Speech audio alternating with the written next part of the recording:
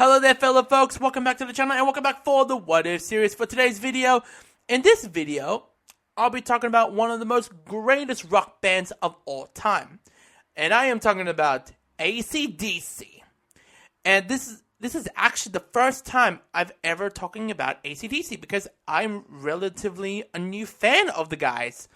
And I got into it after watching that Music Legends special while Brian Johnson is the presenter and talking to Tom Jones. That was pretty good.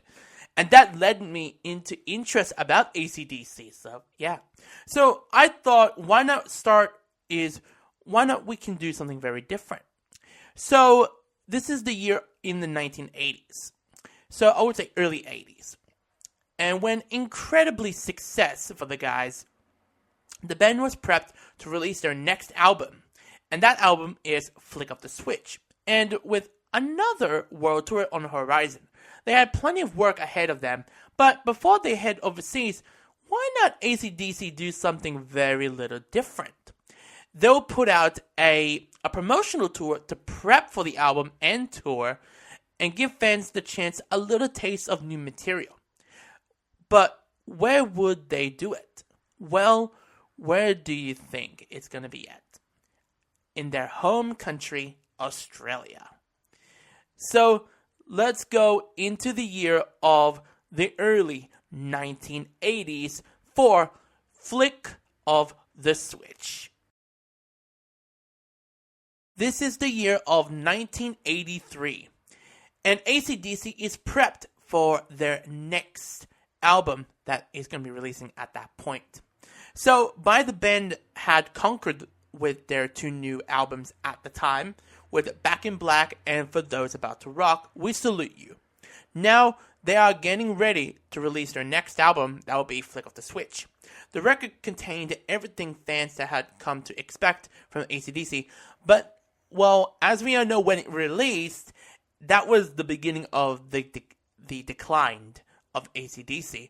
But with Back in Black and For Those About to Rock, that was when the pinnacle of their success already begun. As they were prepping to begin rehearsing for their international tour, as we all know will be the Flick of the Switch. However, there was one important thing missing from the plans: Australia. AC/DC had not played a full run of their shows since their Back in Black tour in 1981. But they didn't do any dates in 1982. That really sucks. Since then, the band had become an international phenomenon. Spending much of their time is touring across overseas. Once again, their upcoming schedule was is rest of the world that they were focusing on largely, meaning Australian fans would have wait even a bit longer to see their homegrown heroes perform live over there. But this time, the band wasn't willing to simply leave Australia behind. During their discussions about their upcoming tour, an idea was raised. Why not perform a handful of special Australian shows before they do their international tour?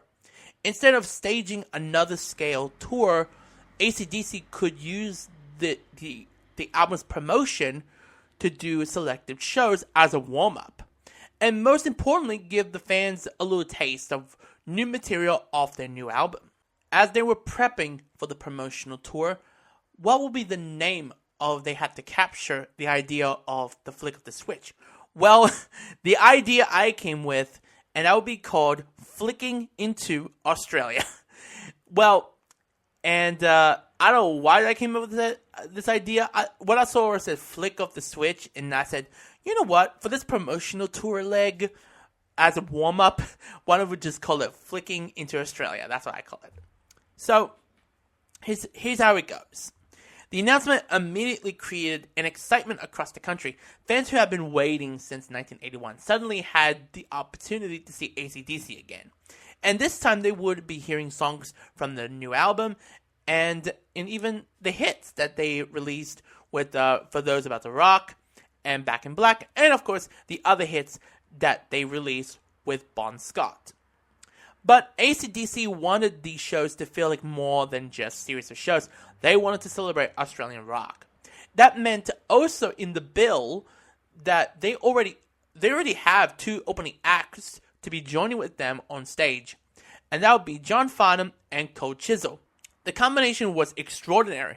Cold Chisel was already one of the most beloved rock bands in Australia, while Fonzie had established himself as one of the country's most recognizable performers, but not really at all because of Uncovered, because John covered the Beatles' Help, and it was pretty good for him, but not as what the mainstream is of AC/DC.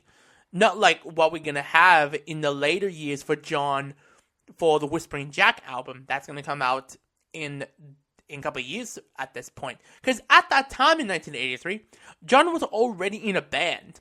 And he was a front man and replaced Glenn Shorrock from Little River Band. And at the time, I think they already released... They already released the Net album by this point. And possibly John just wanted to do the material that he used to did before he joined LRB at the time. So, yeah. So together with AC/DC, the lineup looks promising to be one of the most biggest Australian rock events of 83. So Fonzie would take the stage first, warming up the crowd with his performance, with his set, before handling things over to Cold Chisel. But at this point, however, Cold Chisel were approaching near the end point of their career, because the band will be announcing, well, they didn't even know, I think the fans didn't even know, some of them did, some didn't, that this would be their farewell. So eventually we'll embark on their, as we all know, will be the Last Stand tour of that year. Then came the moment everyone's been waiting for, AC/DC. They're about to rock out in arenas in Sydney, Melbourne, Brisbane, Adelaide, and Perth. Once the promotional shows were over, AC/DC would leave the country once again and begin their international Flick of the Switch tour. America was waiting, Europe was waiting, millions of fans around the globe is waiting for them to rock out. And after what Australia had witnessed, AC/DC knew exactly what they were taking with them, with their brand new album, and the knowledge that before they went back to conquer the world, they had first flipped the switch at home. However, this wouldn't be the last time that they would be touring in Australia, because AC/DC would come back to do their 1988 tour. That will be the Blow Up Your Video tour. The wait will continue, but for Australian fans, one thing was now certain is AC/DC would always come back home. Now to the set list of the shows. So here's the set list for the AC/DC show.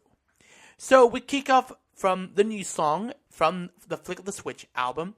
So we start off with Raising Power, Back in Black, Sin City, Guns for Hire, Inject the Venom, If You Want Blood, You've Got It, The Jack, This House is on Fire, Deep in the Hole, You Shook Me All Night Long, Shoot the Thrill, Dirty Deeds Done Dirt Cheap, Nervous Shakedown, Hell's Bells, Let There Be Rock, Whole Lotta Rosie, Highway to Hell, Flick of the Switch, and For Those About to Rock. That is it for the What If series. Hope you all enjoy. Comment, like, and subscribe. If you haven't subscribed to me yet, please do so. You will miss out any content I'll be putting out. And hit the notification bell if y'all haven't done it yet. Take care of yourselves, and see y'all next time.